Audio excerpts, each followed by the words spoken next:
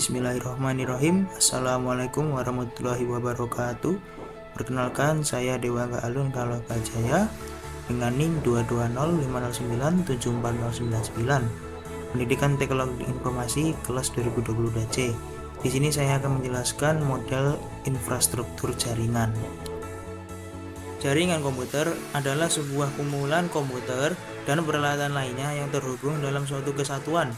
Jaringan komputer, himpunan interkoneksi sejumlah komputer autonomus (otonom atau mandiri).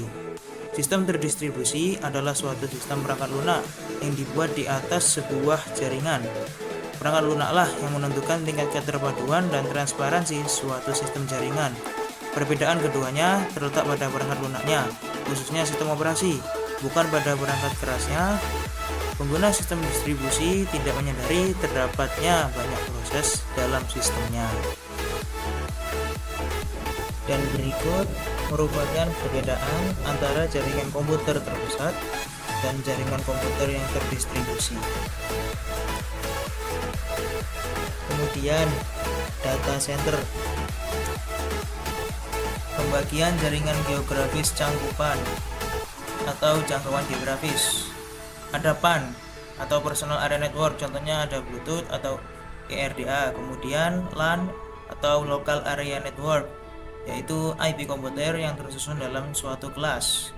Kemudian ada MAN, Metropolitan Area Network, contohnya jaringan satu kota atau suatu wilayah.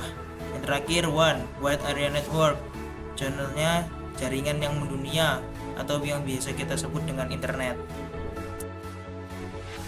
Dan berikut merupakan gambar model atau contoh ilustrasi dari jaringan geografis cangkupan.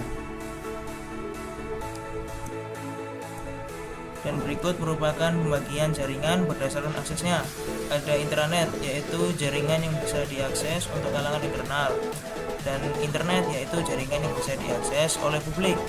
Bisa dilihat dari ilustrasi di bawah perbedaan antara intranet dan juga internet. Bisa dilihat perbedaannya jika internet bisa diakses oleh seluruh dunia dan internet hanya bisa diakses oleh beberapa kalangan dalam suatu wilayah. Kemudian pembagian jaringan berdasarkan cara membangunnya. Ada ad hoc dan juga infrastruktur. Bisa dilihat, ad hoc merupakan jaringan yang dapat berdiri sendiri tanpa adanya bantuan dari perangkat lain dan hanya bersifat sementara. Dan infrastruktur merupakan jaringan yang tidak dapat berdiri sendiri tanpa adanya bantuan dari perangkat lain, seperti contohnya yaitu access point. Dan berikut merupakan topologi jaringan.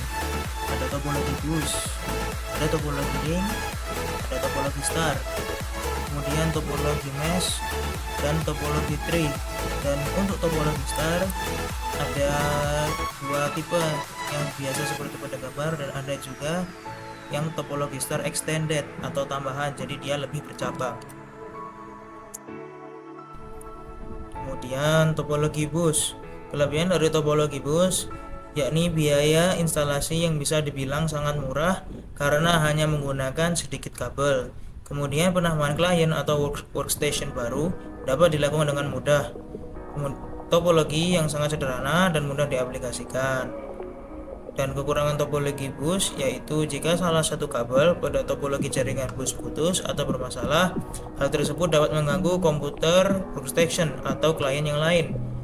Proses sending atau mengirim dan receiving menerima data kurang efisien.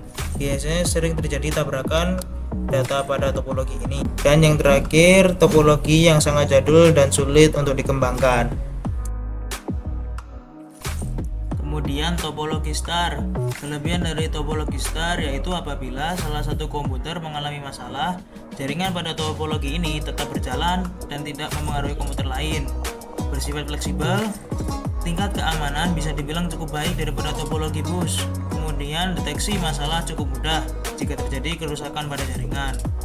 Kemudian kekurangan topologi star yaitu jika switch atau hub yang notabene sebagai titik pusat mengalami masalah, maka seluruh komputer yang terhubung pada topologi ini juga mengalami masalah. Cukup membutuhkan banyak kabel, jadi biaya yang dikeluarkan bisa dibilang cukup mahal. Dan jaringan sangat tergantung pada terminal pusat.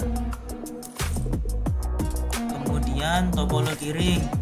Kelebihan dari topologi ring memiliki performa yang lebih baik daripada topologi bus, mudah diimplementasikan, konfigurasi ulang dan instalasi perangkat baru bisa dibilang cukup mudah, dan biaya instalasi cukup murah.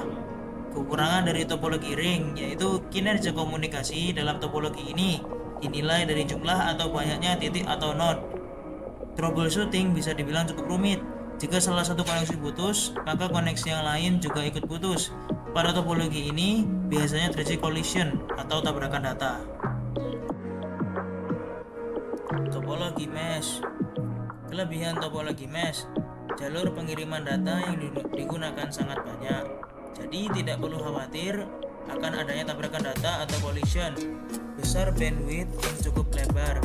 Keamanan pada topologi ini bisa dibilang sangat baik. Kekurangan topologi mesh, proses instalasi jaringan pada topologi ini sangatlah rumit, membutuhkan banyak kabel, memakan biaya instalasi yang sangat mahal dikarenakan membutuhkan banyak kabel.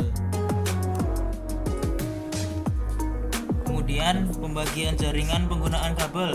Ada jaringan berkabel atau wired network, yaitu jaringan yang tersambung menggunakan kabel, dan ada jaringan nirkabel yaitu wireless network, jaringan yang tersambung tanpa menggunakan kabel. Kemudian jaringan berdasarkan siarannya atau casting ada 3. Dapat dilihat perbedaan dari gambar di bawah. Ada unicast atau 1 ke 1, kemudian multicast dari 1 ke grup, dan yang terakhir broadcast dari 1 ke semua. Dan berikut merupakan ilustrasi dari model jaringan pada saat ini. Begitu banyaknya cabang yang diakses dari berbagai orang di penjuru dunia agar dapat menerima informasi dengan cepat. Oke, mungkin cukup sekian dari saya. Kurang lebihnya mohon maaf bila ada kesalahan dalam bertutur kata.